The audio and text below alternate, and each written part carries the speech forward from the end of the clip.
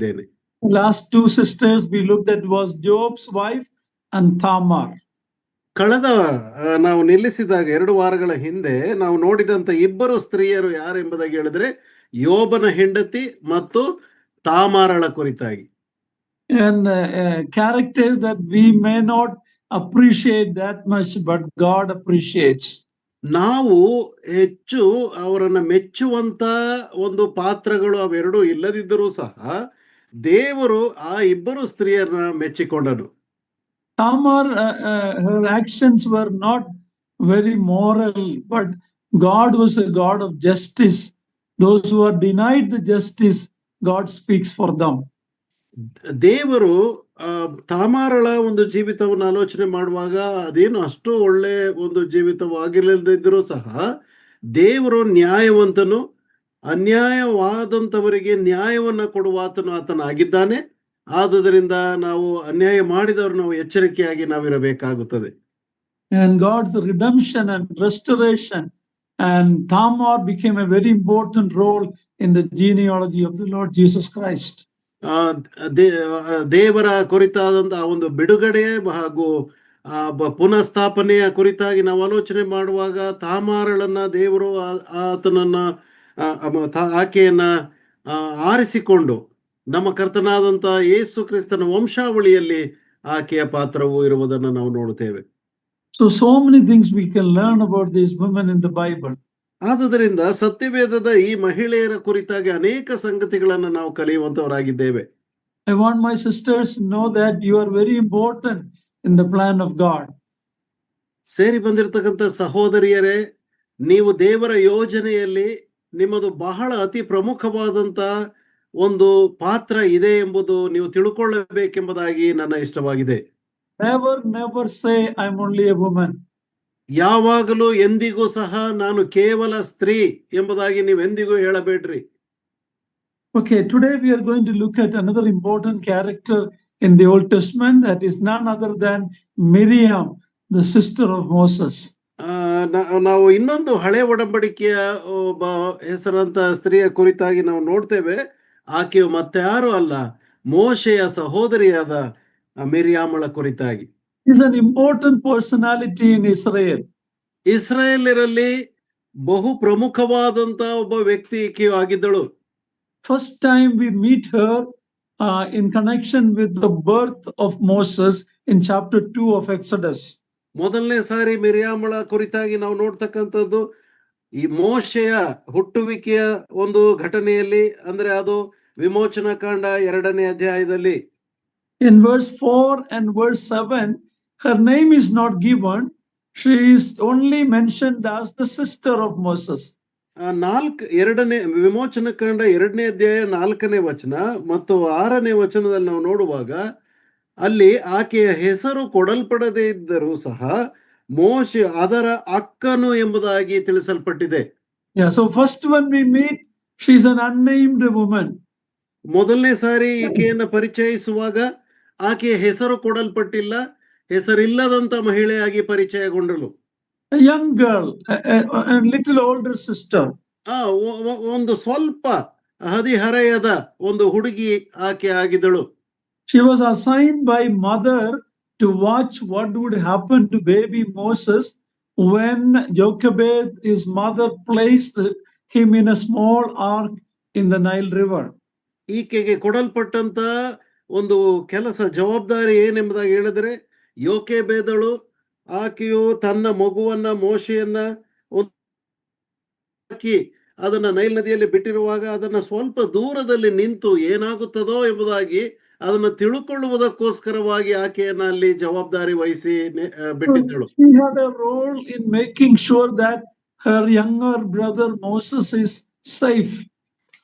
ಆಕೆಗೆ ಖಂಡಿತವಾಗಿ ನಿಖರವಾಗಿ ಆಕೆ ಗೊತ್ತಾಗಬೇಕಾಗಿತ್ತು ಏನೆಂಬುದಾಗಿ ಹೇಳಿದ್ರೆ, ತನ್ನ ಚಿಕ್ಕ ತಮ್ಮನು ಸುರಕ್ಷಿತನಾಗಿ ಆ ಬುಟ್ಟಿಯಲ್ಲಿ ಇರುತ್ತಾನೋ ಇಲ್ಲವೋ ಎಂಬುದನ್ನ ಆಕೆ ಗಮನಿಸಬೇಕಾಗಿತ್ತು. In chapter 2 verse 7 onwards we read that under the providence of Almighty God, this sister suggested to Pharaoh's daughter to seek a nurse for him. 7ನೇ ವಚನದಿಂದ ಮುಂದಕ್ಕೆ ನಾವು ನೋಡುವಾಗ ಆಮ್, ಆ, ಅಲ್ಲಿ ಆ ಸರ್ವಶಕ್ತನಾದ ದೇವರ ಒಂದು ನಿಯಂತ್ರಣಕ್ಕೆ ಒಳಬಿದ್ದು ಆ ಕೂಸನ್ನು ಸಾಕುವುದಕ್ಕೆ ಒಂದು ಮೊಲೆ ಕೊಟ್ಟು ಸಾಕುವುದಕ್ಕೆ ಇಬ್ರಿಯ ಸ್ತ್ರೀಯರಲ್ಲಿ ಒಬ್ಬ ದಾದಿಯನ್ನ ನಾನು ಕಂಡುಕೊಂಡು ಬರಲೋ ಎಂಬುದಾಗಿ ಆ ರಾಜಕುಮಾರಿಗೆ ತಿಳಿಸುವುದನ್ನು ನೋಡ್ತೇವೆ. A quick thinking and brave young girl. ಬಹಳ ಚುರುಕಾಗಿ ಯೋಚಿಸುವಂತ ಶೂರತನದ ಯವನ ಹುಡುಗಿ ಈಕೆ ಆಗಿದ್ದಳು. She didn't fear about, she was talking to a princess. ಆಕೆಯು ಮಹಾರಾಣಿ ರಾಜಕುಮಾರಿಯೊಂದಿಗೆ ಮಾತನಾಡ್ತಾ ಇದ್ದೇನೆ ಎಂಬಂತ ಭಯವಿಲ್ಲದೆ ಆಕೆ ಮಾತನಾಡುತ್ತಾ ಬಂದಳು. Because of her role, Moses' mother herself was brought in to become his nurse. ಆಕೆಯು ಆ ಪಾತ್ರವನ್ನ ಸರಿಯಾಗಿ ನಿಭಾಯಿಸಿದ್ದರಿಂದಲೇ ತನ್ನ ಸ್ವಂತ ತಾಯಿಯು ಆ ಸ್ವಂತ ಮಗುವನ್ನ ಆರೈಕೆ ಮಾಡುವಂತ ಒಂದು ಅವಕಾಶ ಸಿಕ್ಕುವಂತಾಯ್ತು. So we can say about this sister that she had a major role in the safety and childhood of Moses. ಆದುದರಿಂದ ಮೋಶೆಯ ಒಬ್ಬ ಮಹಾನಾಯಕನಾದ ಮೋಶೆಯ ಒಂದು ಆತನು ಕೂಸಾಗಿದ್ದಾಗ ಆತನ ಸುರಕ್ಷತೆ ಮತ್ತು ಆತನ ಭದ್ರತೆಗಾಗಿ ನೇಮಿಸಲ್ಪಟ್ಟಂತ ಪಾತ್ರವನ್ನು ವಹಿಸಿದಂತ ಮಿರ್ಯಾಮಳು ಈಕೆಯ ಪಾತ್ರವು ವಿಶೇಷವಾದದ್ದಾಗಿದೆ. How many years Moses was in their house, we don't know. ಮೋಶೆಯು ಅವರ ಮನೆಯಲ್ಲಿ ಎಷ್ಟು ಕಾಲ ಇದ್ದನು ನಮಗೆ ಗೊತ್ತಿಲ್ಲ. She might have helped take care of her younger brother along with her mother. ಬಹುಶಃ ಅವರ ಮನೆಯಲ್ಲಿದ್ದಾಗ ತನ್ನ ತಾಯಿಯೊಂದಿಗೆ ಈಕೆಯು ಆ ಚಿಕ್ಕ ಮಗುವಾದಂತ ಮೋಶೆಯನ್ನ ಆರೈಕೆ ಮಾಡಿ ಸಾಕುವುದರಲ್ಲಿ ಸಹಾಯಿಸಿರಬಹುದು. In chapter 2 verse 10 we read that when the child grew and was weaned, he was taken to the palace. ಅಲ್ಲಿ 10ನೇ ವಚನದಲ್ಲಿ ನೋಡ್ತೇವೆ, ಆ ಹುಡುಗನು ಬೆಳೆದಾಗ ಆತನು ತನ್ನ ತಾಯಿಯ ಮೊಲೆಯನ್ನ ಬಿಟ್ಟಾಗ ಆತನು ಬೆಳೆಯುತ್ತಾ ಬಂದಾಗ ಆತನನ್ನ ತೆಗೆದುಕೊಂಡು ಅರಮನೆಗೆ ಬಂದರು ಎಂಬುದಾಗಿ ನೋಡ್ತೇವೆ. He was named Moses because I drew him out of the water, Pharaoh's daughter said. ಅಲ್ಲಿ ಫರೋಹನ ಕುಮಾರ್ತೆಯು ನೀರಿನಿಂದ ಈತನನ್ನು ಎಳೆದಿದ್ದೇನೆ ಎಂಬುದಾಗಿ ಹೇಳಿ ಮೋಶೆ ಎಂಬುದಾಗಿ ಹೆಸರಿಟ್ಟಳು. Next 40 years when he was trained in the palace, we don't know whether this sister had any contact with him. ಈಗ ಆತನು ಅರಮನೆಗೆ ಬಂದ ನಂತರ 40 ವರ್ಷಗಳು ಆತನು ಬೆಳೆಯುತ್ತಾ ಬರುವಾಗ ಈ ತನ್ನ ಅಕ್ಕನೊಂದಿಗೆ ಸಂಪರ್ಕ ಇತ್ತೋ ಇಲ್ಲವೋ ನಮಗೆ ಗೊತ್ತಿಲ್ಲ. But she must have been very happy that he is safe and he is growing in the palace to be the next Pharaoh. ಆದರೆ ಆಕೆಗೆ ಬಹು ಸಂತೋಷ ಇದ್ದಿರಬಹುದು. ಯಾಕೆಂದರೆ ಆತನನ್ನು ಅರಮನೆಗೆ ಬಿಟ್ಟಿದ್ದೇನೆ, ಅರಮನೆಯಲ್ಲಿ ಫರೋಹನ ಕುಮಾರ್ತೆಯು ಆತನನ್ನು ಚೆನ್ನಾಗಿ ನೋಡಿಕೊಳ್ಳುತ್ತಾಳೆ ಎಂಬಂತ ಭರವಸೆಯೂ ಆಕೆಗೆ ಇದ್ದಿರಬಹುದು. In chapter 3 describes what happened to Moses when he became 40 years old. 3ನೇ ಅಧ್ಯಾಯದಲ್ಲಿ ವಿಮೋಚನಕಾಂಡ 3ನೇ ಅಧ್ಯಾಯದಲ್ಲಿ ಮೋಶೆಗೆ 40 ವರ್ಷ ಆದ ನಂತರ ಏನಾಯಿತು ಎಂಬುದನ್ನು ನಾವು ಅಲ್ಲಿ ನೋಡುತ್ತೇವೆ. He was ahead of God's time and plan and ended up becoming a murderer and he had to run away from Egypt. ಮತ್ತು ದೇವರ ಯೋಜನೆಯಲ್ಲಿ ಆತನು ಆತುರದವನಾಗಿ ಆತನು ಒಂದು ಕೊಲೆಯನ್ನ ಮಾಡಿ ಆ ಐಗುಪ್ತ ದೇಶದಿಂದ ಆತನು ಹೊರಗೆ ಓಡಿ ಹೋಗಬೇಕಾಯಿತು. If he continued there in the same way, he would have murdered so many people in his anger. ಅಲ್ಲೇ ಅಕಸ್ಮಾತ್ ಆತನು ಅಲ್ಲೇ ಐಗುಪ್ತ ದೇಶದಲ್ಲಿ ಇದ್ದಿದ್ದರೆ ಆತನು ತನ್ನ ಕೋಪದ ದೆಸೆಯಿಂದ ಇನ್ನೂ ಎಷ್ಟೋ ಮಂದಿಯನ್ನ ಕೊಲೆ ಮಾಡುತ್ತಿದ್ದನೋ ಏನೋ. Because his people were enslaved by the Egyptians. His blood would have boiled and he would have become and he would have murdered so many more people. ಯಾಕಂದ್ರೆ ಆತನ ಸ್ವಂತ ಜನರು ಐಗುಪ್ತ ದೇಶದವರಿಂದ ಗುಲಾಮರಾಗಿ ಅವರಿಗೋಸ್ಕರವಾಗಿ ಸೇವೆ ಮಾಡುವಾಗ ಅದನ್ನು ನೋಡಿದಾಗ ಆತನ ಹೃದಯವು ಕುದಿತಕ್ಕೊಳಗಾಗಿ ಇನ್ನೂ ಎಷ್ಟೋ ಮಂದಿಯನ್ನು ಆತನು ಕೊಲೆ ಮಾಡುತ್ತಿದ್ದನೋ ಏನೋ. After 40 years, then he had to run away and stay in Midian, where he met his wife Zipporah. ಆತನು 40 ವರ್ಷ ಆತನು ಮಿದ್ಯಾನ್ ಪ್ರದೇಶಕ್ಕೆ ಆತನು ಹೋಗಿ ಅಲ್ಲಿ ಆತನು ವಿವಾಹವಾದಂತ ತನ್ನ ಹೆಂಡತಿಯಾದಂತ ಚಿಪ್ಪೋರಳನ್ನ ಭೇಟಿಯಾದನು. His father-in-law Jethro gave the older daughter to him as wife. ಆತನ ಮಾವನಾದಂತ ಇತ್ರೋವನು ತನ್ನ ಹಿರಿ ಮಗಳನ್ನು ಚಿಪ್ಪೋರಳನ್ನು ಆತನಿಗೆ ವಿವಾಹವಾಗಿ ಹೆಂಡತಿಯಾಗಿ ಕೊಟ್ಟನು. 40 years God trained him in the wilderness tending sheep. 40 ವರ್ಷಗಳು ಅಡವಿಯಲ್ಲಿ ಕುರಿಗಳನ್ನು ಮೇಯಿಸುವವನಾಗಿ ಕುರುಬನಾಗಿ ಆತನು ಕಾಲ ಕಳೆದನು. Now we see the 3 children of Amram and Jochebed, that is Miriam, Aaron and Moses. ಅಲ್ಲಿ ಅಮ್ರಾಮನು ಮತ್ತು ಯೋಕೆಬೇದಳ 3 ಮಂದಿ ಮಕ್ಕಳು. ಮೊದಲನೇದಾಗಿ ಮಿರ್ಯಾಮಳು, ಅದಾದ ನಂತರ ಆರೋನನು, ಅದಾದ ನಂತರ ಮೋಶೆ. Miriam is considered the oldest of the 3. ಈ ಮೂವರಲ್ಲಿ ಮಿರ್ಯಾಮಳು ಹಿರಿಯ ಅಕ್ಕನಾಗಿದ್ದಳು ಎಂಬುದಾಗಿ ನಾವು ನೋಡ್ತೇವೆ. She was born in the time of slavery and hardship. ಆತನು ಹುಟ್ಟಿದ್ದು ಈ ಒಂದು ಮಿರ್ಯಾಮಳು ಹುಟ್ಟಿದ್ದು ಈ ಐಗುಪ್ತ ದೇಶದವರ ಬಹು ಘೋರವಾದಂತ ಹಿಂಸೆ, ಆ ಒಂದು ಗುಲಾಮ ಪದ್ಧತಿಯು ಘೋರವಾಗಿದ್ದಂತ ಸಮಯದಲ್ಲಿ ಆಕೆ ಹುಟ್ಟಿದ್ದಳು. Next in the family born was Aaron. ಮಿರ್ಯಾಮಳ ನಂತರ ಹುಟ್ಟಿದವನೇ, ಕುಟುಂಬದಲ್ಲಿ ಹುಟ್ಟಿದವನೇ ಆರೋನನು. Probably after Aaron's birth only, the Pharaoh made a rule to throw all the babies, male babies, to Nile or kill them. ಬಹುಶಃ ಆರೋನನು ಹುಟ್ಟಿದ ನಂತರ ಫರೋಹನು, after Aaron was born only, the Pharaoh made, that is why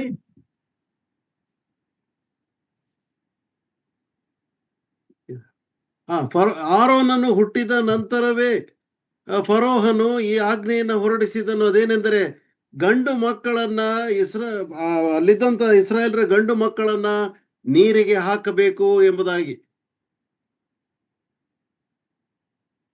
So that is why Aaron did not face that danger, but Moses faced that danger. ಆದುದರಿಂದಲೇ ಆರೋನನಿಗೆ ಆ ಒಂದು ಅಪಾಯವು ಒದಗಲಿಲ್ಲ. ಆದರೆ ಅದಾದ ನಂತರ ಹುಟ್ಟಿದಂತ ಮೋಶೆಯು ಈ ಒಂದು ಅಪಾಯವನ್ನು ಎದುರಿಸಬೇಕಾಯಿತು. So looks like she was 7 years, Miriam was 7 years older to Moses and 4 years older to Aaron.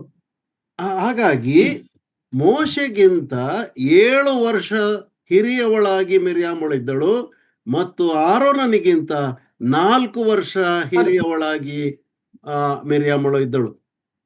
The name Miriam means bitterness. ಮಿರ್ಯಾಮಳು ಎಂಬುದಾಗಿ ಹೇಳಿದರೆ ಕಹಿ ಎಂಬಂತ ಅರ್ಥ ಕೊಡುತ್ತದೆ.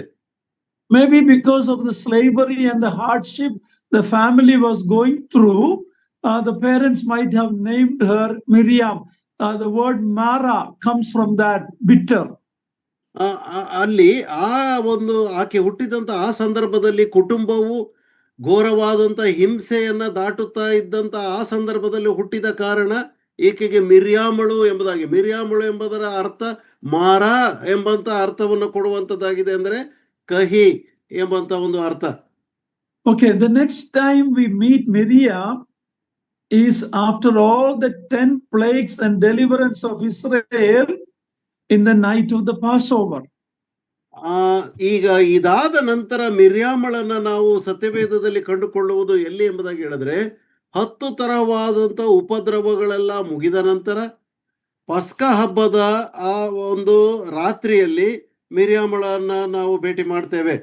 In chapter 15 of Exodus, we see them crossing the Red Sea and what happened on the other side. ಮತ್ತು ಅಧ್ಯಾಯ 15ರಲ್ಲಿ ವಿಮೋಚನ ಕಂಡ 15ನೇ ಅಧ್ಯಾಯದಲ್ಲಿ ಕೆಂಪು ಸಮುದ್ರವನ್ನ ದಾಟಿ ಇನ್ನೊಂದು ದಡಕ್ಕೆ ಹೋದಾಗ ಅಲ್ಲಿ ಏನಾಯಿತು ಎಂಬುದಾಗಿ ನೋಡುವಾಗ ಅಲ್ಲಿ ಮಿರ್ಯಾಮಳನ್ನು ನಾವು ಸಂಧಿಸುತ್ತೇವೆ.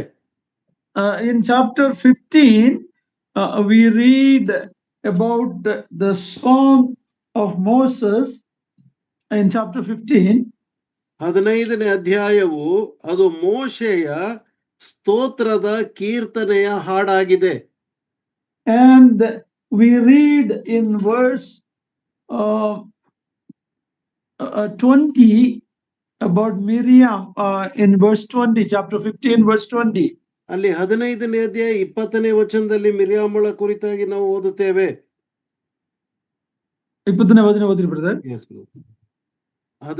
ವಿಮೋಚನಾ ಕಾಂಡ 15:20. ಆರೋನನ ಅಕ್ಕನಾದ ಮಿರ್ಯಾಮಳು ಪ್ರವಾದಿನಿಯಾಗಿದ್ದು ದಮ್ಮಡಿಯನ್ನು ಕೈಯಲ್ಲಿ ತೆಗೆದುಕೊಂಡಳು. ಸ್ತ್ರೀಯರೆಲ್ಲರೂ ದಮ್ಮಡಿಗಳನ್ನು ಹಿಡಿದು ನಾಟ್ಯವಾಡುತ್ತಾ ಆಕೆಯ ಹಿಂದೆ ಹೋಗುತ್ತಿರಲು ಮಿರ್ಯಾಮಳು ಅವರ ಹಾಡಿಗೆ ಹೀಗೆ Pallavi ಹಾಡಿದಳು. In chapter 15 we see her excuse me, she has a name Miriam and she's called the prophet. ಅಲ್ಲಿ 15ನೇ ಅಧ್ಯಾಯ 20ನೇ ವಚನದಲ್ಲಿ ನೋಡುವ ಪ್ರಕಾರವಾಗಿ ಮಿರ್ಯಾಮಳಿಗೆ ಆಕೆಗೆ ಕಹಿ ಎಂಬಂತ ಹೆಸರಿನ ಅರ್ಥವಿದ್ದರೂ ಸಹ ಆಕೆಯು ಪ್ರವಾದಿನಿಯಾಗಿದ್ದಳು ಎಂಬುದಾಗಿ ಇಲ್ಲಿ ನಾವು ನೋಡ್ತೇವೆ. No, that's a very interesting thing. She is the first prophetess, woman prophetess mentioned in the Bible. ಇದು ಬಹಳ ಕುತೂಹಲ ಸಂಗತಿ. ಏನೆಂದರೆ ಸತ್ಯವೇದದಲ್ಲಿ ಮೊಟ್ಟ ಮೊದಲನೇ ಪ್ರವಾದಿನಿ ಎಂಬುದಾಗಿ ಹೆಸರುಗೊಂಡವಳು ಮಿರ್ಯಾಮಳೆ ಆಗಿದ್ದಾಳೆ. Now she has a name. She is Miriam the prophetess. ಈಗ ನಾವು ಒಂದು ಆಕೆಗೆ ಒಳ್ಳೆ ಹೆಸರು ಸಿಕ್ಕಿದೆ. ಅದೇನೆಂದರೆ ಪ್ರವಾದಿನಿಯಾದ ಮಿರ್ಯಾಮಳು ಎಂಬುದಾಗಿ. That's a great honor for a woman to be a prophetess in Israel. ಇಸ್ರಾಯೇಲ್ಯರಲ್ಲಿ ಪ್ರವಾದಿನಿ ಎಂಬಂತ ಹೆಸರನ್ನ ಪಡ್ಕೊಳ್ಳುವಂಥದ್ದು ಎಂತ ಒಂದು ವಿಶೇಷ ಗೌರವಯುತವಾದಂತ ಹೆಸರಾಗಿದೆ. Is one of the few prophetess mentioned in the Bible.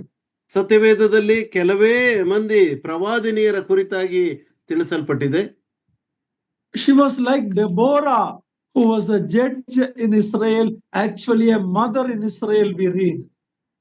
ಇಸ್ರಾಯೇಲರಲ್ಲಿ ದೆಬೋರಳು ಆಕೆಯು ನ್ಯಾಯಾಧಿಪತಿ ಆಗಿದ್ದರೂ ಸಹ ಆಕೆಯನ್ನ ನಿಜವಾಗಿ ಇಸ್ರಾಯೇಲರಲ್ಲಿ ಒಬ್ಬ ತಾಯಿಯ ಸ್ಥಾನದಲ್ಲಿ ಇದ್ದವಳು ಆಕೆಯು ಆಗಿದ್ದಳು.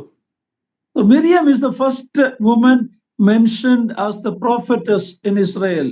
ಇಸ್ರಾಯೇಲರಲ್ಲಿ ಮೊಟ್ಟ ಮೊದಲನೇದಾಗಿ ಪ್ರವಾದಿನಿ ಎಂಬುದಾಗಿ ಹೇಳಲ್ಪಟ್ಟಿರ್ತಕ್ಕಂಥದ್ದು ಮಿರ್ಯಾಮಳೆ ಆಗಿದ್ದಾಳೆ. Huldah also called a prophetess. ಹುಲ್ದಳು ಎಂಬಂತ ಒಬ್ಬ ಪ್ರವಾದಿನಿ ಇದ್ದಳು. Isaiah's wife is also called a prophetess.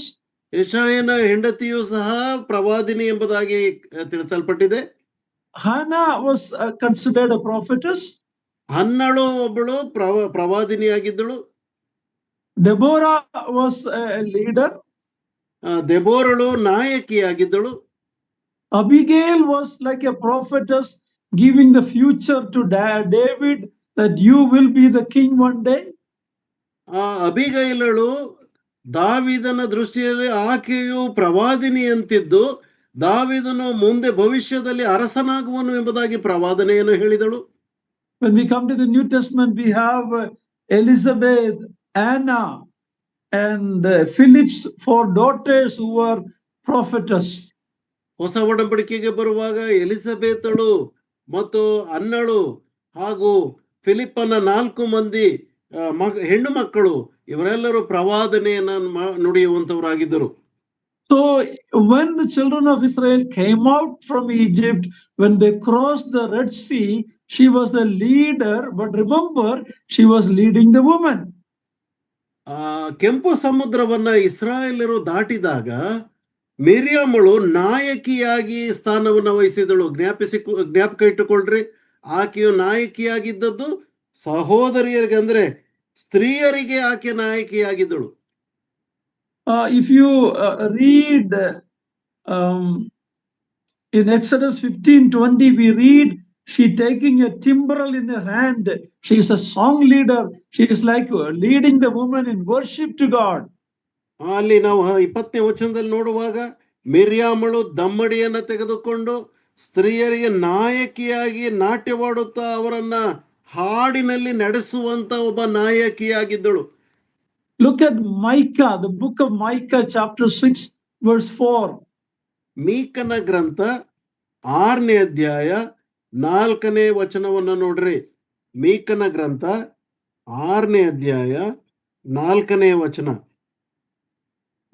ನಾನು ನಿನ್ನನ್ನು ಐಗುಪ್ತ ದೇಶದೊಳಗಿಂದ ಪಾರು ಮಾಡಿ ದಾಸತ್ವದಿಂದ ಬಿಡಿಸಿದೆನು. ಮೋಶೆಯನ್ನು, ಆರೋನನನ್ನು, ಮಿರ್ಯಾಮಳನ್ನು ನಿನಗೆ ನಾಯಕರನ್ನಾಗಿ ಕಳುಹಿಸಿದೆನು. Look at this honor this woman had to be called as the leader in Israel. ಇಸ್ರಾಯೇಲರಲ್ಲಿ ನೋಡ್ರಿ, ಈಕೆಗೆ ನಾಯಕಿ ಎಂಬಂತ ಹೆಸರು ಬಂದದ್ದು ಎಷ್ಟು ಗೌರವವುಳ್ಳಂತ ಸ್ಥಾನ ಆಕೆಯದ್ದಾಗಿತ್ತು. ಆಲೋಚನೆ ಮಾಡ್ರಿ. Her name came along with the great man Moses and the great high priest Aaron. ಆಕೆಯ ಹೆಸರು ಯಾರೊಂದಿಗೆ ಬರೆಯಲ್ಪಟ್ಟಿದೆ ಎಂಬುದಾಗಿ ಹೇಳಿದ್ರೆ, ಒಬ್ಬ ಮಹಾನ್ ನಾಯಕನಾದಂತ ಮೋಶೆಯ ಹೆಸರಿನೊಂದಿಗೆ, ಇಸ್ರಾಯೇಲರಲ್ಲಿ ಮಹಾಯಾಜಕನಾದಂತ ಆರೋನನ ಹೆಸರಿನೊಂದಿಗೆ ಈಕೆಯ ಹೆಸರು ಬರೆಯಲ್ಪಟ್ಟಿದೆ. God is telling in Micah, God is telling, I brought you out from the slavery, the land of Egypt, and I gave you leaders, these three leaders. ಈಕೆ ಕುರಿತಾಗಿ ದೇವರು ಹೇಳುತ್ತಾ ಇರುವಂತ ಮಾತು, ನಾನು ನಿನ್ನನ್ನು ಐಗುಪ್ತ ದೇಶದೊಳಗಿಂದ ಪಾರು ಮಾಡಿ ದಾಸತ್ವದಿಂದ ಬಿಡಿಸಿದೆನು.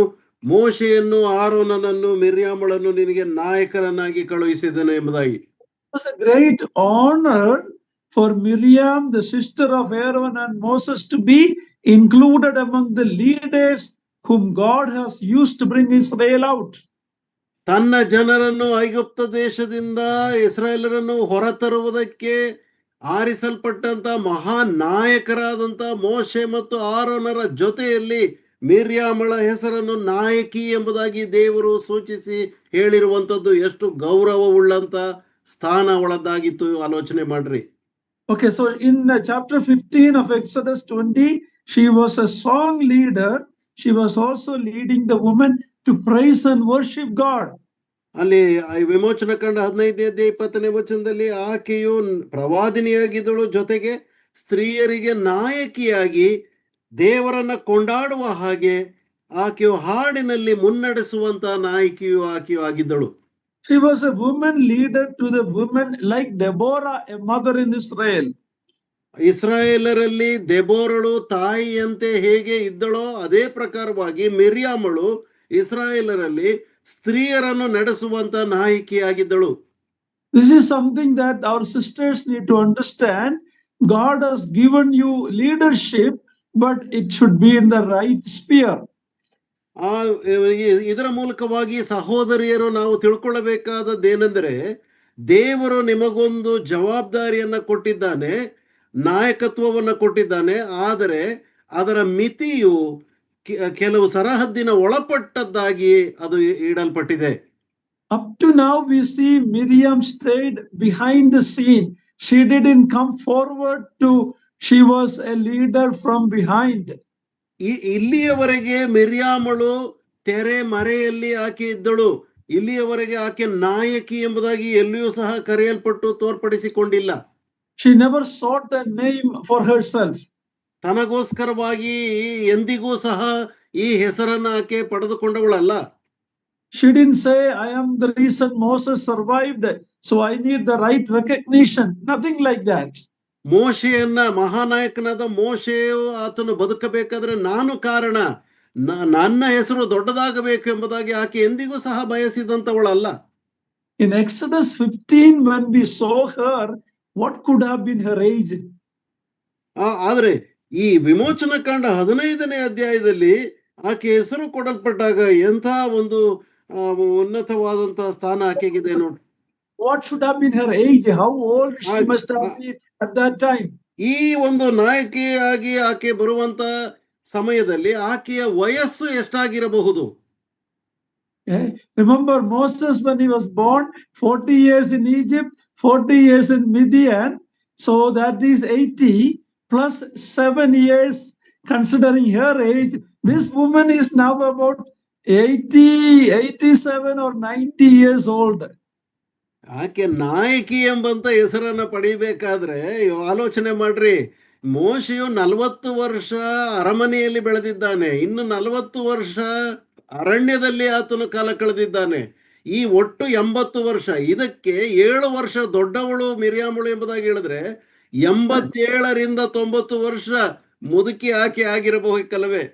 But she is singing and praising God. ಆದರೆ ಆಕೆಯು ಹಾಡನ್ನು ಹಾಡುತ್ತಾ ದೇವರನ್ನು ಕೊಂಡಾಡುವಂತವಳಾಗಿದ್ದಾಳೆ. My dear sisters, there is no limit to how much you can worship your God. ನನ್ನ ಪ್ರಿಯ ಸಹೋದರಿಯರೇ, ದೇವರನ್ನ ಆರಾಧಿಸುವುದಕ್ಕೆ ಎಷ್ಟು ಎಷ್ಟು ರೀತಿಯಲ್ಲಿ, ಯಾವ ರೀತಿಯಲ್ಲಿ ಆರಾಧಿಸುವುದಕ್ಕೂ ಸಹ ಯಾವುದೇ ಅಲ್ಲಿ ಮಿತಿ ಇರುವುದಿಲ್ಲ. I heard many times brother and sisters in our assembly says that we cannot worship God. Only men are allowed to worship. ನಾನು ಕೇಳಿಸಿಕೊಂಡಿದ್ದೇನೆ ಎಂಬುದಾಗಿ ಹೇಳಿದ್ರೆ, ಸಹೋದರ ಸಭೆಗಳಲ್ಲಿ ನಾವು ಆರಾಧಿಸುವಂತಿಲ್ಲ, ಕೇವಲ ಗಂಡಸರು ಮಾತ್ರವೇ ಅವರು ಆರಾಧಿಸಬೇಕು ಎಂಬುದಾಗಿ ಹೇಳುವಂತದನ್ನ ಕೇಳಿದ್ದೇನೆ. It's a very wrong understanding that we have. Worship, first of all, is from the heart. Okay, every sister should be a worshiping sister. ಇದು ತಪ್ಪಾದಂತ ಅಭಿಪ್ರಾಯ ನಮ್ಮಲ್ಲಿರ್ತಕ್ಕಂಥದ್ದು. ಪ್ರತಿಯೊಬ್ಬ ಸಹೋದರಿಯೂ ಸಹ ದೇವರನ್ನ ಆರಾಧಿಸಬೇಕು. ಯಾಕೆಂದರೆ ಆರಾಧನೆಯು ಬರುವಂತದ್ದು ಹೃದಯದ ಆಂತರ್ಯದಿಂದ, ಅದು ಹೊರಬರುವಂತ ಸಂಗತಿ ಅದಾಗಿದೆ. I know one sister who was in a Brethren assembly, a relative of mine. She got married to boxing group. ನನ್ನ ಸಂಬಂಧಿ ಒಬ್ಬರು, ನನಗೆ ಗೊತ್ತಿರುವಂತ ಹತ್ತಿರ ಸಂಬಂಧಿ ಒಬ್ಬರು ಸಹೋದರಿ, ಆಕೆಯು ಭಕ್ತ ಸಿಂಗ್ ಗುಂಪಿನ ಒಬ್ಬ ಪುರುಷನಿಗೆ ವಿವಾಹವಾಗಿ ಹೋದರು. She was married to that group. ಆ ಒಂದು ಪುರುಷನಿಗೆ ಈಕೆಯು ಮದುವೆ ಆದರು. And then when I met her, she is telling, now I can worship God. In the Brethren assembly, I couldn't worship God. Now I can worship God. ಆಗ ಅವ್ರು ಹೇಳಿದ್ದೇನೆಂದ್ರೆ, brethren ಸಭೆಯಲ್ಲಿ ಇರುವಾಗ ನಾನು ಆರಾಧನೆ ಮಾಡ್ಲಿಕ್ಕೆ ಆಗ್ತಾ ಇರಲಿಲ್ಲ, ಈಗ ನಾನು ಆರಾಧನೆ ಮಾಡಬಹುದು ಎಂಬುದಾಗಿ ಅವರು ಹೇಳ್ತಾ ಇದ್ರಂತೆ. I felt very sorry and I told my dear sister, okay, your silence is only before men, not before God. ನಾನು ಆಗ ಹೇಳಿದೆ, ಕ್ಷಮಿಸಿ ನನ್ನ ಸಹೋದರಿ, ನಾವು ಮೌನದಿಂದಿರಬೇಕಾದದ್ದು ಪುರುಷರ ಎದುರಿನಲ್ಲಿ ಮಾತ್ರವೇ ಹೊರತು ದೇವರ ಎದುರಿನಲ್ಲಿ ಅಲ್ಲ ಎಂಬುದಾಗಿ ನಾನು ಸ್ಪಷ್ಟಪಡಿಸಿದೆ. Worship doesn't mean always that you be audible. And many of the sisters who came to the Lord's presence, they never uttered a word, but the Lord accepted their worship, their tears, their worship, our Lord accepted. ಅನೇಕ ಸ್ತ್ರೀಯರು ನಮ್ಮ ಮಧ್ಯದಲ್ಲಿ ಬರುವಾಗ ಅವರ ಶಬ್ದಗಳು, ಅವರ ಧ್ವನಿ ಬೇಕಾಗಿಲ್ಲ. ಅನೇಕ ಸಹೋದರಿಯರು ಆರಾಧನೆಯನ್ನು ಮಾಡುವಂತವರಾಗಿರುತ್ತಾರೆ. ಅವರ ಕಣ್ಣೀರು, ಅವರ ಹೃದಯದಿಂದ ಬರುವಂತಹ ಒಂದು ಧ್ಯಾನ ಪೂರ್ವಕವಾದಂತ ಆಲೋಚನೆಗಳು, ಅದು ದೇವರಿಗೆ ಆರಾಧನೆಯನ್ನ ನೀಡುವಂತದ್ದಾಗಿದೆ. Some of the women came to Jesus when he was here. We never read a word from their mouth, but the Lord accepted their worship. ಯೇಸು ಕ್ರಿಸ್ತನು ಈ ಲೋಕದಲ್ಲಿರುವಾಗಲೂ ಸಹ ಅನೇಕ ಸ್ತ್ರೀಯರು ಅವರ ಬಾಯಿಂದ ಒಂದು ಮಾತಾದರೂ ಸಹ ಹೊರಟಿಲ್ಲ, ಆದರೆ ಅವರ ಆರಾಧನೆಯನ್ನ ಸ್ವಾಮಿ ಸ್ವೀಕರಿಸಿದ್ದಾನೆ. So my dear brother and sisters, never say because I'm in the Brethren assembly I cannot worship the Lord. Never say that.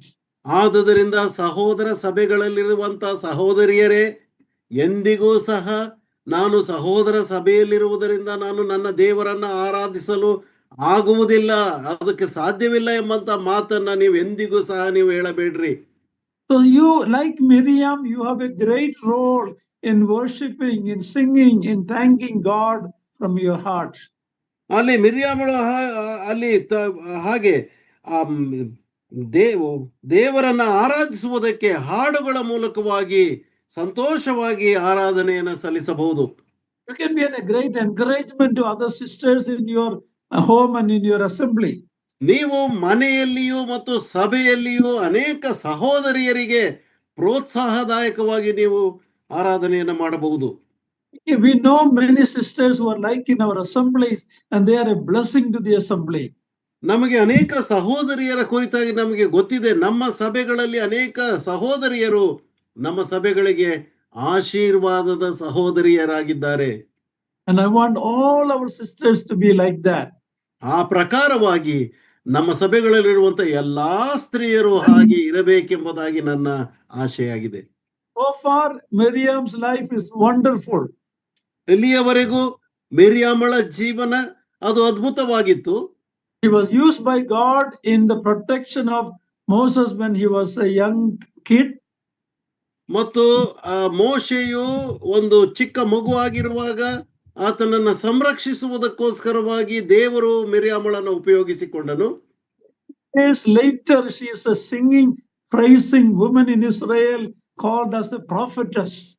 ಆ ನಂತರದಲ್ಲಿ ಇಸ್ರಾಯೇಲರ ನಡುವೆ ಆಕೆಯು ಪ್ರವಾದಿನಿ ಎಂಬಂತ ಹೆಸರುಗೊಂಡವಳಾಗಿ ನಾಯಕಿಯರ ಅಂದ್ರೆ ಸ್ತ್ರೀಯರನ್ನ ಮುನ್ನಡೆಸಿ ದೇವರನ್ನ ಆರಾಧಿಸುವುದಕ್ಕೆ ಆಕೆಯು ನಾಯಕಿಯಾದಳು. Next time we meet Miriam, it is in a very sad light. ಇನ್ನು ಮುಂದಿನ ಸಾರಿ ಮಿರ್ಯಾಮಳನ್ನ ನಾವು ಭೇಟಿ ಆಗ್ತಕ್ಕಂಥದ್ದು ಸತ್ಯವೇದದಲ್ಲಿ ಅದು ತುಂಬಾ ದುಃಖಕರವಾದಂತಹ ಸನ್ನಿವೇಶದಲ್ಲಿ. That is in Numbers chapter 12. ಅದು ಅರಣ್ಯಕಾಂಡ 12ನೇ ಅಧ್ಯಾಯದಲ್ಲಿ ತಿಳಿಸಲ್ಪಟ್ಟಿದೆ. Between Exodus and Numbers, there is a book called Leviticus. ಈ ವಿಮೋಚನಾ ಕಾಂಡಕ್ಕೂ ಅರಣ್ಯಕಾಂಡಕ್ಕೂ ನಡುವೆ ಒಂದು ಪುಸ್ತಕ ಇದೆ, ಅದು ಯಾಜಕ ಕಾಂಡ ಎಂಬುದಾಗಿ. It is a book about the offerings and the sacrifices. It is about the priest and the priesthood in Israel.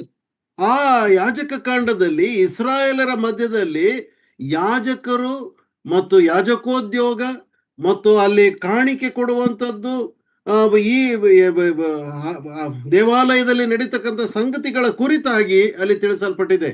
Remember, in Genesis, sin entered and it resulted in death.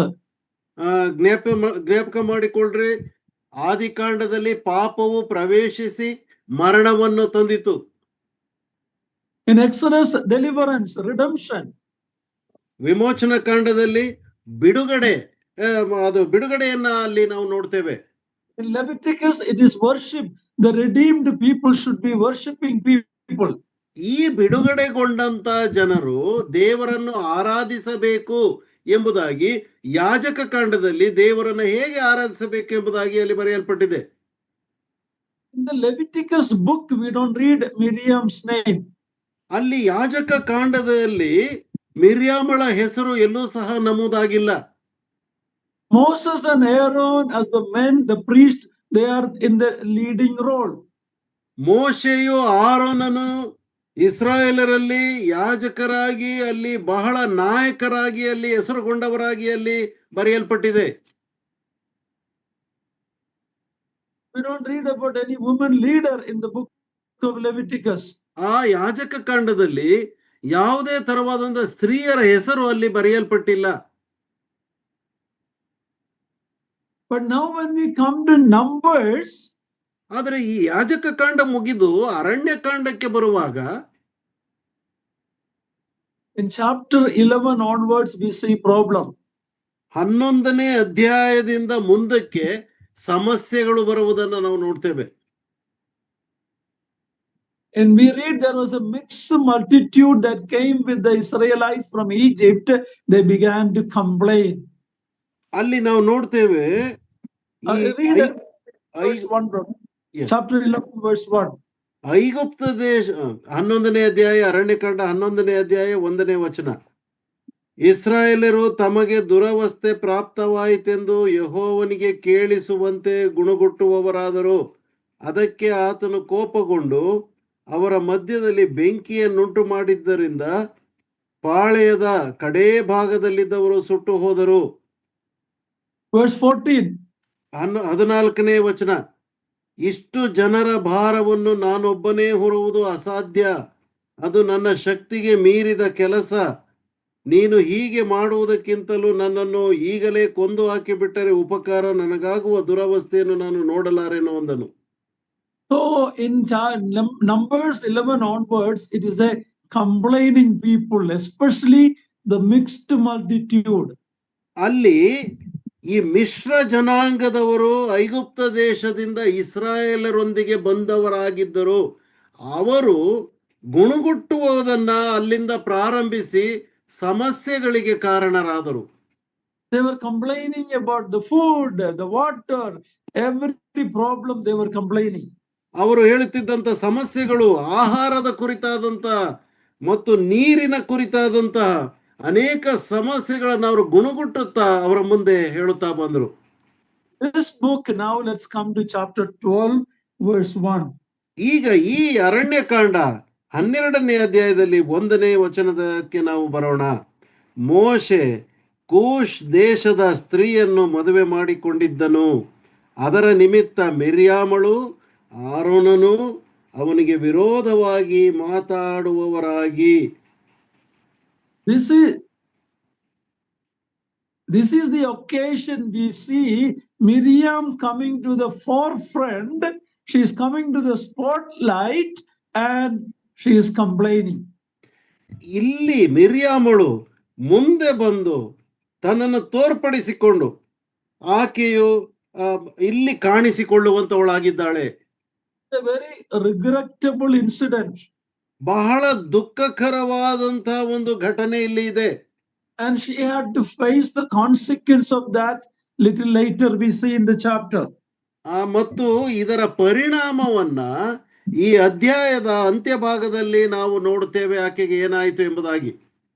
It was a family matter between Miriam, Aaron and Moses. They are brothers and sisters.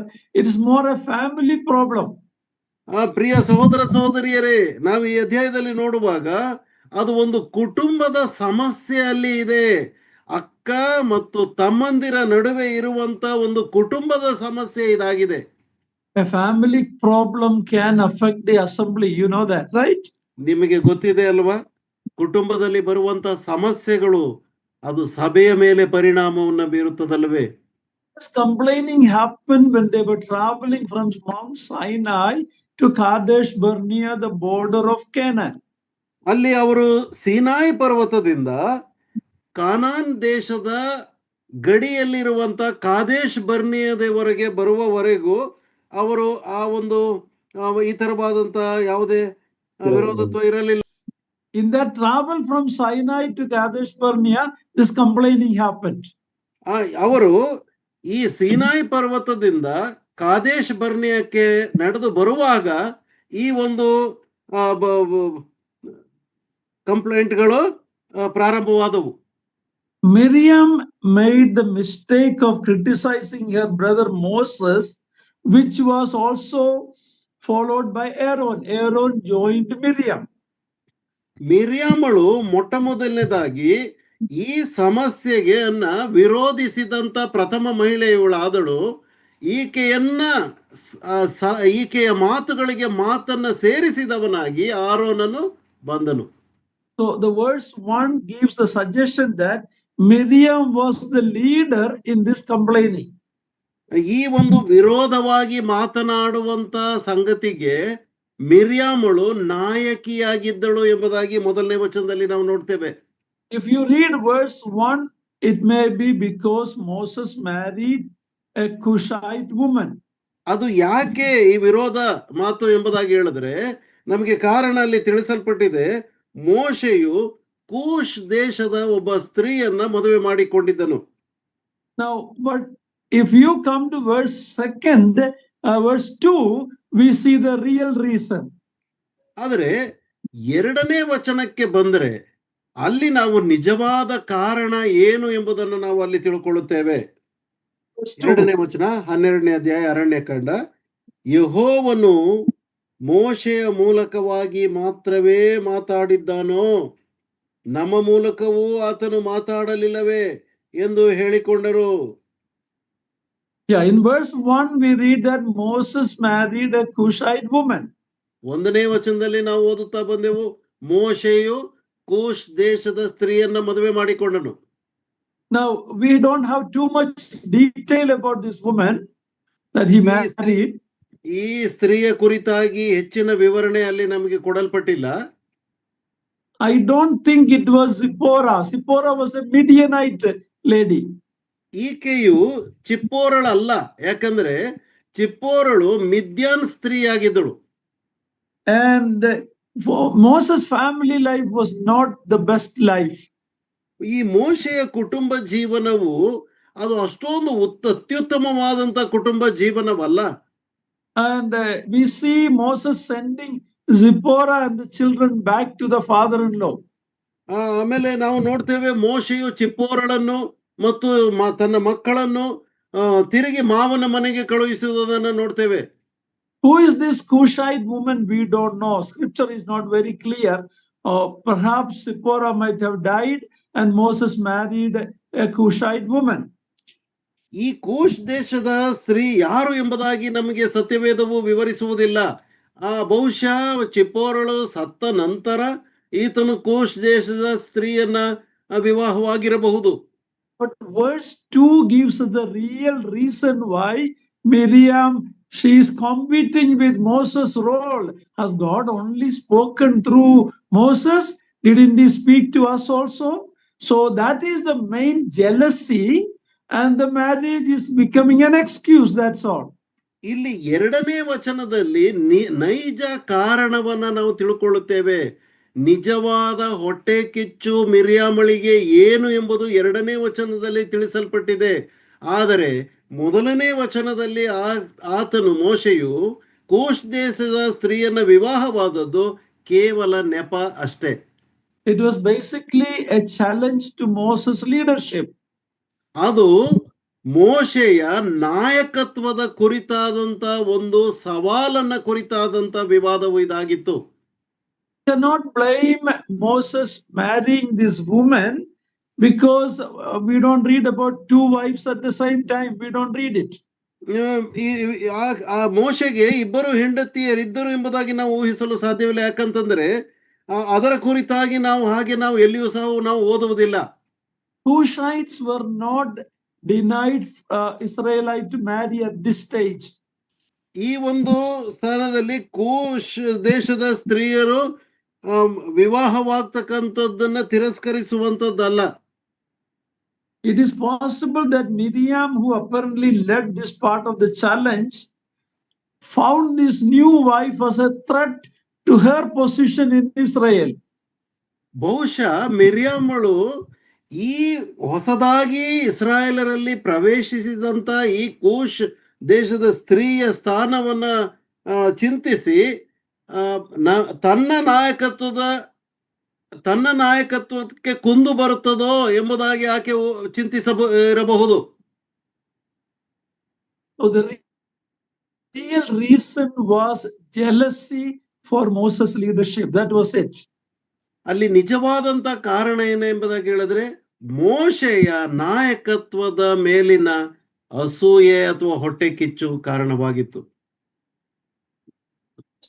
Jealousy was there for long time. ಈ ಒಂದು ಹೊಟ್ಟೆ ಕಿಚ್ಚು ಅದು ದೀರ್ಘಕಾಲದ್ದಾಗಿ ಅದು ಮುಂದುವರಿಯಿತು.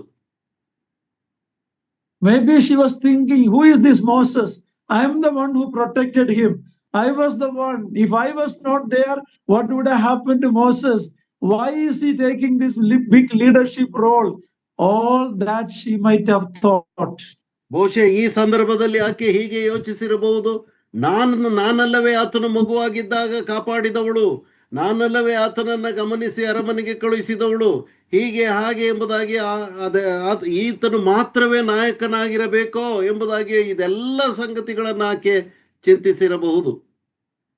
In verse 2 end we read that the Lord heard it. 2ನೇ ವಚನದ ಕೊನೆಯ ಭಾಗದಲ್ಲಿ ನಾವು ನೋಡ್ತೇವೆ, ದೇವರು ಈ ಮಾತುಗಳನ್ನ ಕೇಳಿಸಿಕೊಂಡನು ಎಂಬುದಾಗಿ. Verse 3 we read that Moses was the meekest of all the men. ನಾವು ಈ 3 ಮಂದಿ ವ್ಯಕ್ತಿಗಳಲ್ಲಿ ಮೋಶೆಯು ಅತ್ಯಂತ ಬಲಹೀನನಾದಂತ ವ್ಯಕ್ತಿ ಎಂಬುದಾಗಿ ನಾವು verse 3 he was a meek. 3ನೇ ವಚನ ಓದಿದ್ರೆ 3ನೇ ವಚನ, ಆ ಮೋಶೆ ಭೂಮಿಯ ಮೇಲಿರುವ ಎಲ್ಲಾ ಮನುಷ್ಯರಿಗಿಂತಲೂ ಬಹು ಸಾತ್ವಿಕನು. Yeah, some people think that how can Moses write about himself like this? He is writing, this book is written by him. So how is he writing that he is the meekest? Some people question that. ಕೆಲವರು ನಮ್ಮನ್ನು ಪ್ರಶ್ನೆ ಮಾಡಬಹುದು ಏನೆಂಬುದಾಗಿ ಹೇಳಿದ್ರೆ, ಈ ಅರಣ್ಯಕಾಂಡ ಬರೆಯುತ್ತಿರುವವನೇ ಗ್ರಂಥಕರ್ತನೇ ಮೋಶೆ ಆಗಿದ್ದುಕೊಂಡು ತನ್ನ ಕುರಿತಾಗಿ ತನ್ನನ್ನೇ ಹೇಗೆ ಬಹು ಸಾತ್ವಿಕನು ಎಂಬುದಾಗಿ ವಿವರಿಸಿಕೊಂಡಿದ್ದಾನೆ ಎಂಬುದಾಗಿ ಪ್ರಶ್ನೆ ಮಾಡ್ತಾರೆ. You want to know the answer? He is inspired by the Holy Spirit to pen this down. ಆದರೆ ಇದಕ್ಕೆ ಉತ್ತರವಾಗಿ ನಿಮಗೆ ಬೇಕಾದರೆ ಪವಿತ್ರಾತ್ಮನು ಇದನ್ನ ಆತನ ಮೂಲಕವಾಗಿ ಬರೆಸಿದ್ದಾನೆ. But actually, Moses was a very meek man, just like the Lord Jesus Christ. ಆದರೆ ನಿಜವಾಗಿಯೂ ನಾವು ಯೋಚಿಸುವಾಗ ಮೋಶೆಯು ನಮ್ಮ ಕರ್ತನಾದ ಯೇಸು ಕ್ರಿಸ್ತನ ಹಾಗೆ ಆತನು ಸಹ ಬಹು ಸಾತ್ವಿಕನು. Yeah, Jesus Christ is compared, Moses is compared to Jesus Christ. He was the meekest of man. ಮೋಶೆಯು ಕರ್ತನಾದ ಯೇಸು ಕ್ರಿಸ್ತನಿಗೆ ಹೋಲಿಕೆಯಾಗಿದ್ದಾನೆ. ಆತನು ಮನುಷ್ಯರಲ್ಲಿ ಅತ್ಯಂತ ಸಾತ್ವಿಕನಾದ ಮನುಷ್ಯನು ಎಂಬುದಾಗಿ ತಿಳಿಸಲ್ಪಟ್ಟಿದೆ. Weakness is not weakness. ಸಾತ್ವಿಕತೆಯು ಬಲಹೀನತೆಯಲ್ಲ. Jesus was not meek and weak. He was strong, but he was meek. Moses was strong leader, but he was meek. ಮೋಶೆಯು ಆತನು ಬಹು ಬಲಶಾಲಿಯಾದಂತ ನಾಯಕನಾಗಿದ್ದರೂ ಸಹ ಆತನು ಅದೇ ಸಂದರ್ಭದಲ್ಲಿ ಸಾತ್ವಿಕನು ಆಗಿದ್ದನು. Now let us read the following verses in chapter 12, verse 4 onwards. Read, brother. 12ನೇ ಅಧ್ಯಾಯದ 4ನೇ ವಚನದ 4 to 8 read, brother. Okay brother. Aranyakanda 12ನೇ ಅಧ್ಯಾಯ 4ರಿಂದ 8ನೇ ವಚನದವರೆಗೆ. ಹೀಗಿರಲಾಗಿ ಅವರು ಆಡಿದ ಮಾತನ್ನು ಯೆಹೋವನು ಕೇಳಿ ಪಕ್ಕನೆ ಮೋಶೆ, ಆರೋನ್, ಮಿರ್ಯಾಮರಿಗೆ, ನೀವು 3 ಮಂದಿಯು ದೇವ ದರ್ಶನದ ಗುಡಾರಕ್ಕೆ ಬರಬೇಕೆಂದು ಆಜ್ಞಾಪಿಸಿದನು. ಆ 3 ಬಂದಾಗ ಯೆಹೋವನು ಮೇಘ ಸ್ತಂಭದೊಳಗೆ ಇಳಿದು ಬಂದು ದೇವ ದರ್ಶನದ ಗುಡಾರದ ಬಾಗಿಲಲ್ಲಿ ನಿಂತು ಆರೋನ್, ಮಿರ್ಯಾಮರನ್ನು ಹತ್ತಿರಕ್ಕೆ ಕರೆದನು.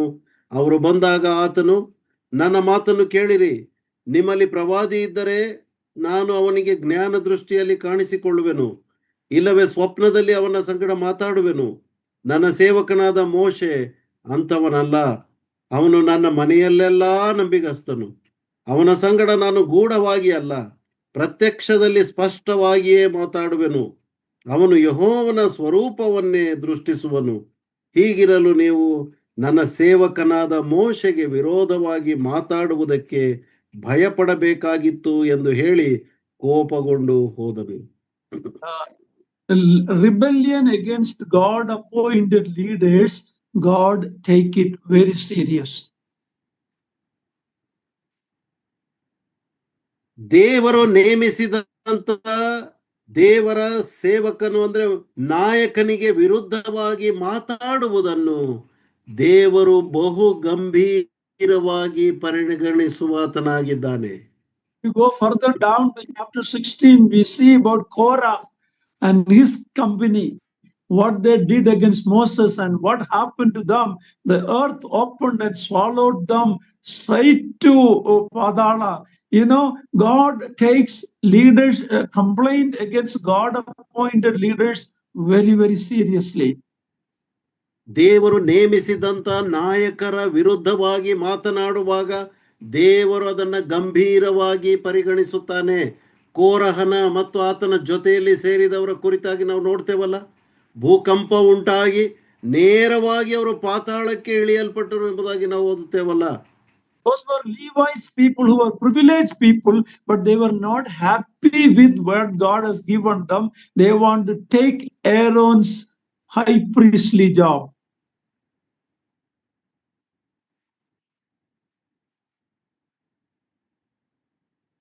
Can you hear me, brother?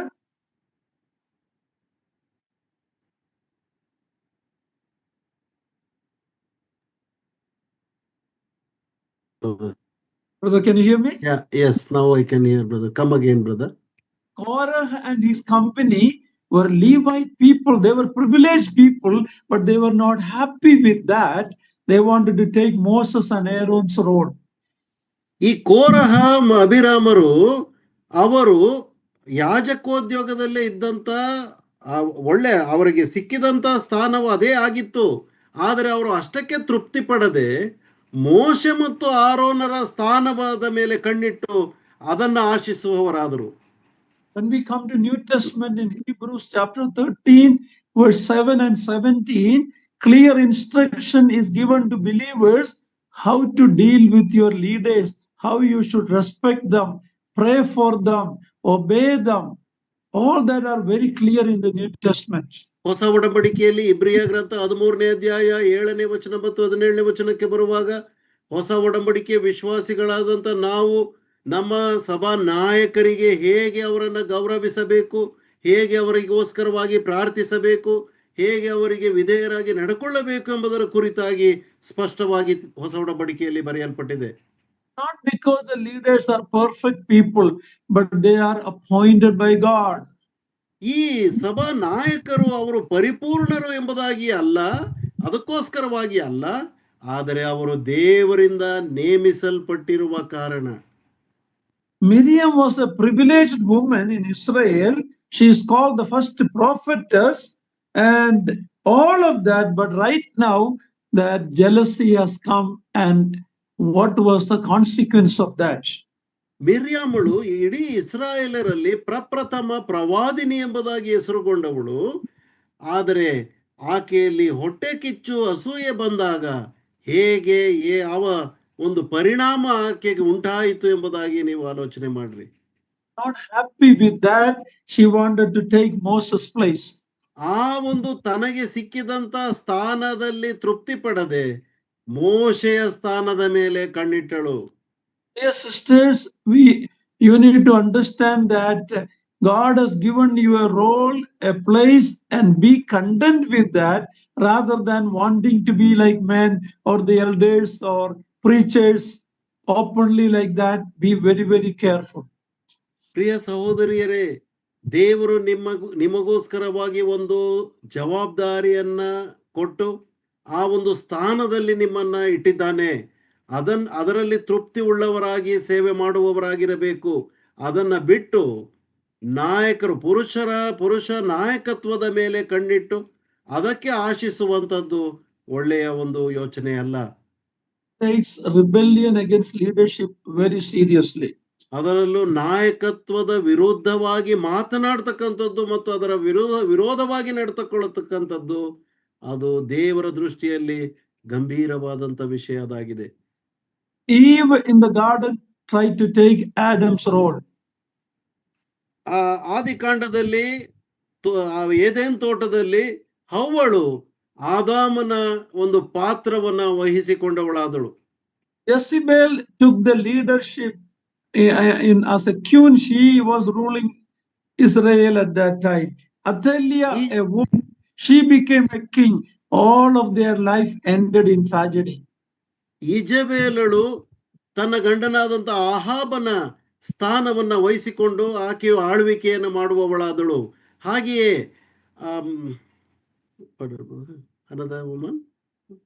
And also Athaliah. ಅತ್ತಲ್ಯಳು ಇಸ್ರಾಯೇಲರನ್ನ ಆಳುವವಳಾದಳು.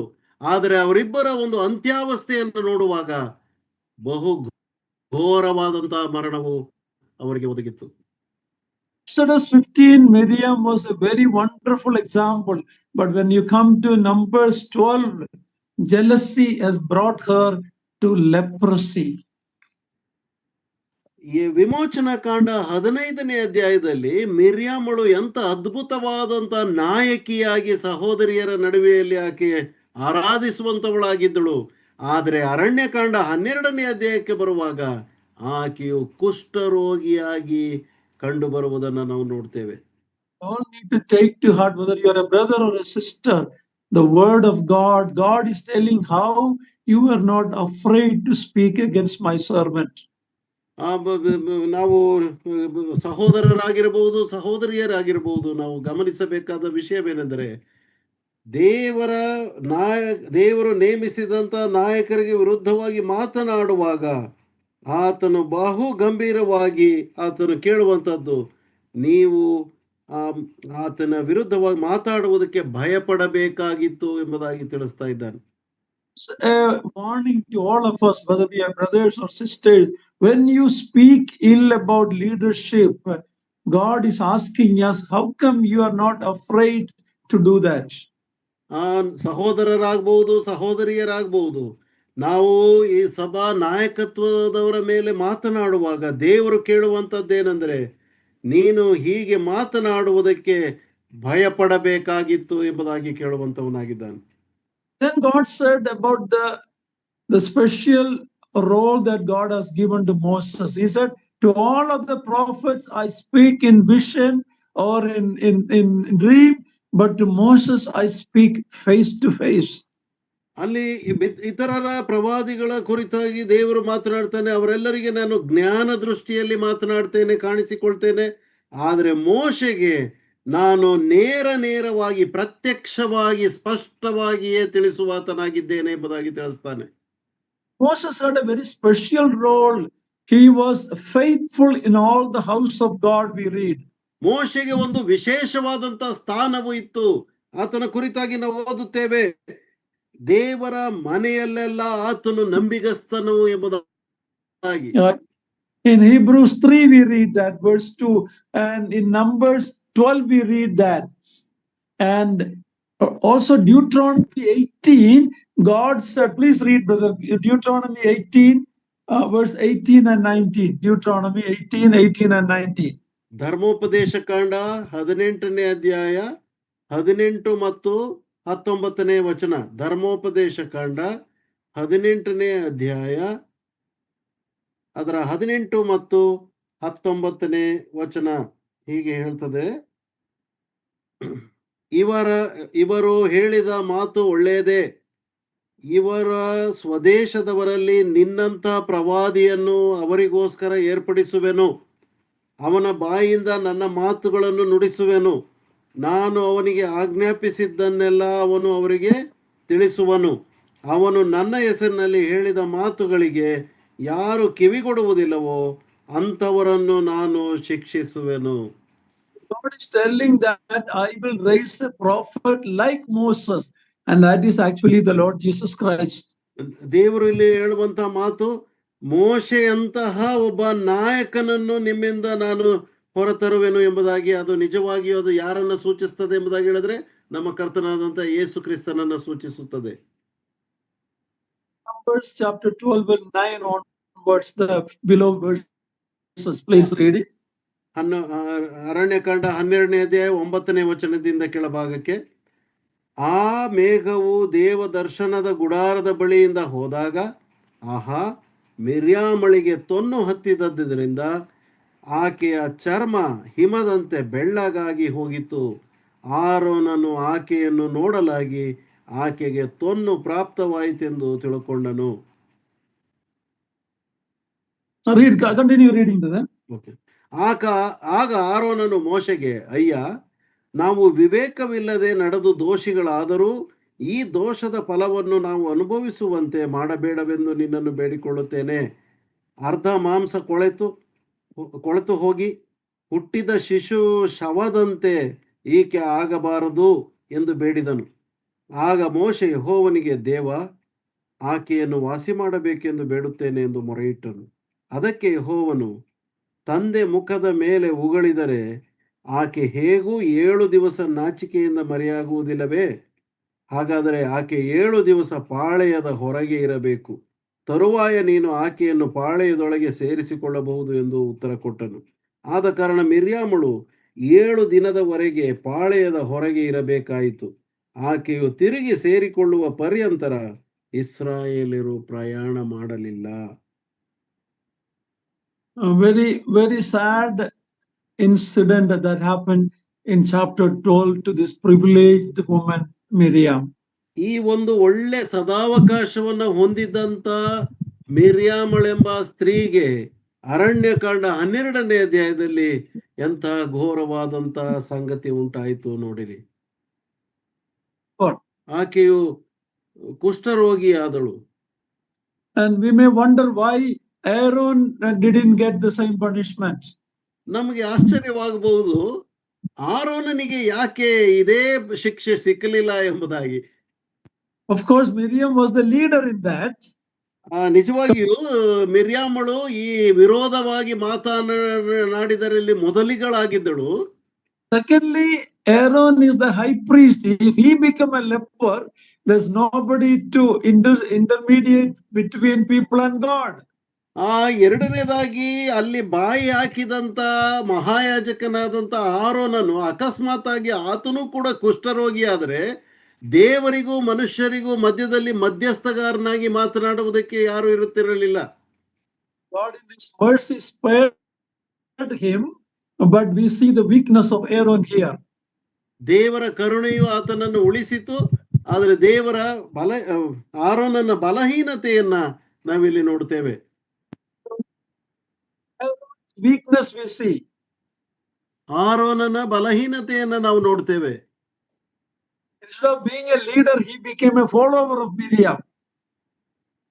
ಆತನು ನಾಯಕನಾಗಿರಬೇಕಾಗಿತ್ತು, ಆದರೆ ಆತನು ಮಿರ್ಯಾಮಳನ್ನ ಹಿಂಬಾಲಕನಾಗಿ ಆತನು ಬಂದನು.